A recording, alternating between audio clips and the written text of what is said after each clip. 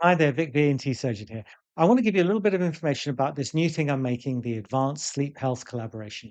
And I've sort of talked about it in other things. It's like a sleep MDT. And the idea is that, well, let me explain why I set it up. I am an ENT surgeon. I help people with obstructive sleep apnea and snoring. They come and see me, and I say, look, yes, CPAP hasn't worked for you. Mandibular advancement device hasn't worked for you. According to the national guidelines in this country, you're then allowed to have surgery. So let's think about it. You could have an implant, you could have all these other things. And the way I work it out is do a drug induced sleep endoscopy, which you can look at my channel all about. Work out why you have a problem, not just how bad you are in the sleep study, but why you have a problem by looking in your throat whilst you're sleeping. I can say, you've got a problem here, here, and here. These are the ways we can fix these things with this device or this operation, whatever. And I go through this process and I'm really proud about my results. Yeah, I can get most people off CPAP eventually. I can get them back to normal functioning, bring their AHI down to, roughly less than 5 on average, depending on, how far they want to go, if there are any other problems. And that's the point. There are often other problems as well. So, for example, I've said this in other videos. Sometimes I see people who have low thyroid levels or have obesity. They've let their sleep apnea get so bad because sleep apnea causes weight gain, not the other way around. That they've got really bad sleep apnea, they've got obesity, they've got restless leg syndrome or periodic leg movement disorder. They've got all sorts of conditions on top of their sleep apnea, either caused by the sleep apnea or this is causing the sleep apnea. So although I'm laser focused on a surgical option to bring their AHI down so I could fix their sleep apnea, they've got high blood pressure, they've got diabetes, they've got high cholesterol, lipids, they've got an increased risk of problems with neurological problems, like restless legs, like I said, or insomnia, fear of sleeping because they don't want to wake up their partner. All these things are going on in my patients, and my little operation is not going to fix any of that. And so often I get to the point where I say, yeah, we brought you down to about, say, an AHI from sorry, AHI is the number of times that you stop breathing on average. And so anything over 15 is quite bad. You need a mask, a CPAP mask. So you stop breathing 15 times an hour. And I see people up to 120. It's really severe. And the idea is to bring these people right down to less than 5 or something similar. And so they're normal again. They can live their lives and they don't have a problem. But not everyone is normal. So bringing their AHI down is what I do, but I'm not very good at dealing with hypothyroidism, and I'm not very good at dealing with obesity. I'm not a bariatric surgeon or even a weight loss clinic. Um, I know nothing about menopause. I don't deal with that sort of thing. I can deal with the ENT versions of menopause, like a blocked nose. A lot of people with menopause get blocked, perimenopause, they have a blocked nose, and there's all sorts of other things that I can help with. But I'm not a specialist in any of these things. And I know not very much about insomnia. I tried to get my insomnia friends to come on this channel to do some videos, but it's quite scary for people to rabbit on in front of a video. But all of these specialties, I can't do any of these things. And I think that's the problem with medicine. We're all so super specialized now. There isn't like a general physician like we used to have or a general surgeon. You tend to be, I do operations on the lateral third of the gallbladder or, something silly like that. Like me, I'm an ENT surgeon. There are only 1 or 2 surgeons in the country that are interested in, sleep apnea surgery. Actually, that's changed. A lot of people are now interested in it because of implants, but until recently, I was the only one for a long time. And so it's so nice that more people are joining my field, but it's still a tiny little field. As I said, we're all super specialized, and because I'm so super specialized, I know not very much about the other things. I know to the level of medical school and junior doctor level, but I'm not really the best person to speak to about, a growth hormone problem. And so what I thought of is like, instead of s- fixing someone's AHI and saying, look, you've got all these problems. If you don't sort them out, your AHI is going to go back up again. So go and see the endocrine surgeon and the bariatric surgeon, and they'll know what to do next. And so they go and see these guys, and then they say, yeah, we fixed this bit, but you've actually also got a neurological problem. You should go and see the neurologist. And so these people are sort of passed from place to place to place. And so you end up taking years out of your life to fix one problem. And, anyone who's had sleep apnea will know that it's a real, it's suffering.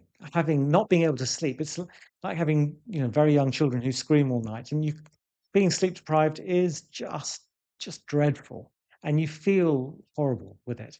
And if you can wake up feeling refreshed, which is, what we all want to try and get you to do, that is what we're looking for. We want our patients to be happy.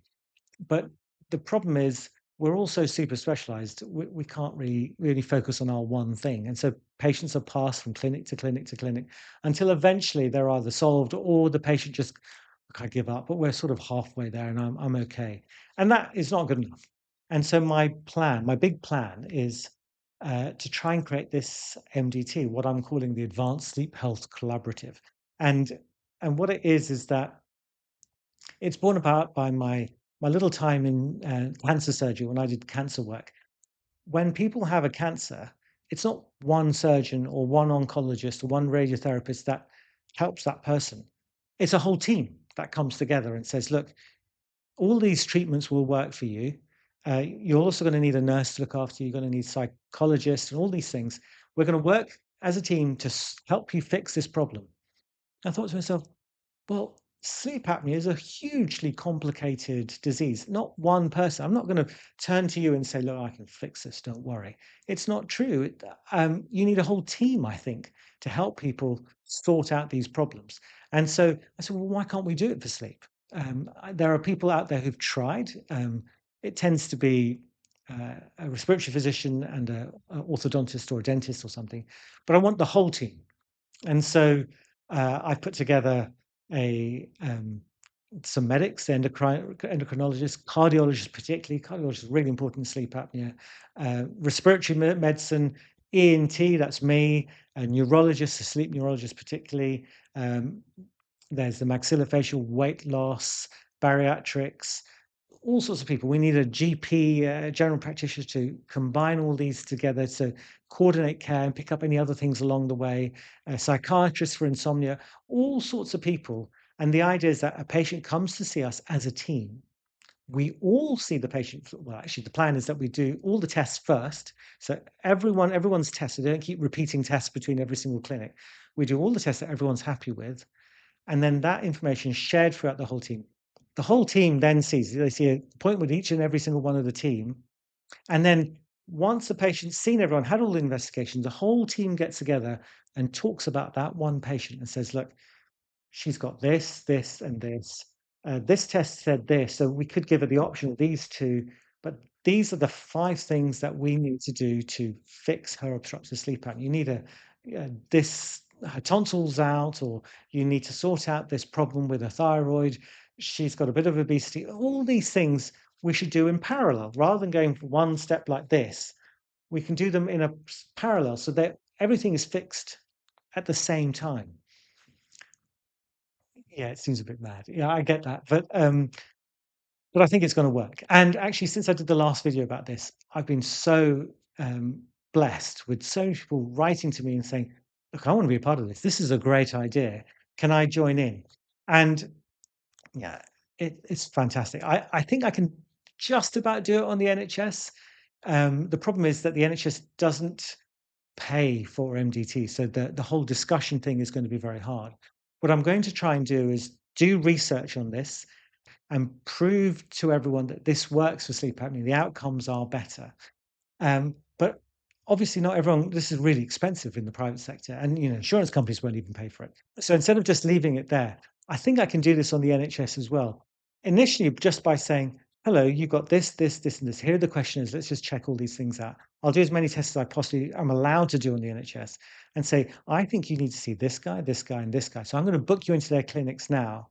It's not perfect because you've had to come and see me first, and then it will just spread out a little bit. And I do this a little bit already, but the idea is that if I can get a process that works, I can prove that it works through research, then perhaps we can set this up so that people can set up a network or an MDT type system in other parts of the country. And what I'm thinking about is, I think on World Sleep Day, I think it's 14th of March this year. What I'm thinking about doing is, my wife said that we could make a webinar or a Zoom call or something. So if you're interested in that sort of thing, I'll make a link so I can present what I've done so far. And I've looked at all the research and all the people you need to see, all the tests you need to see. I'll explain all that. I'll put it on this call so I can interact with people and say, so if you come on the webinar, I'll teach you how to set this up yourselves through the NHS. It may be a little bit difficult for the poor GP who's having to make all these multiple referrals, but I'm going to try and set up some questionnaires so you know who to target first off, at least. So you can set up parallel referrals on the NHS, and then hopefully you'll get better quicker that way. Um, that's my plan anyway. So if you're interested, come and see me on World Sleep Day, whatever it is, 14th of March, I think it is. I think it's a Friday. I think may have got that wrong. But I'll send you some information about that in my newsletter. And I'll send you a link. Come and talk to me on Zoom. I'll give you a little presentation, tell you all the things you need to do to be able to do this on the NHS. And hopefully you'll get the same quality of care as if you were coming to see our Advanced Sleep Health Collaborative. Anyway, hopefully you found that useful, and hopefully if I'll see you in March on World Sleep Day. Thanks a lot. Do take care. Bye bye.